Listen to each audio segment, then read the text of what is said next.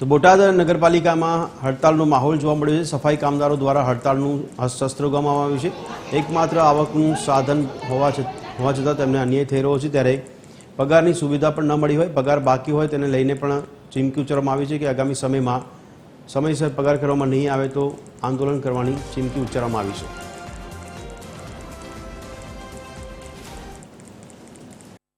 કે છેલ્લા 4 મહિનાના એ લોકોના પગાર કરવામાં નથી આવ્યા અને પગાર ન કરવાથી એ લોકોના જે બાળકોના ભણવાના ખર્ચા, પોતાના ઘર ચલાવવાના ખર્ચા એમનાથી પૂરા નથી પડતા। એમની પાસે ઓનલી ફોર એક જ કામ છે, જે સફાઈ કામ, જે બોટાદ ચોખ્ખું રાખવાનું કામ કરે છે। તો એ લોકોના સમયે પગાર ન થાય તો એ લોકો ઘર કઈ રીતે ચલાવે ને બાળકોના ભણતરના ખર્ચા કઈ રીતે પૂરા પાડે। જે કોન્ટ્રાક્ટ ચાલી રહ્યો છે જય સોમનાથ, જે નામની એજન્સી છે, જગદીશભાઈ મકવાણા નામની એજન્સી છે, એમનું એ લોકો અમારું ખૂબ જ શોષણ કરે છે અને અમને દરેક અમારા હકોથી અમને વંચિત રાખવામાં આવ્યા છે અને અમને જે હક રજા, જાહેર રજા હોય એ આપવામાં આવતી નથી।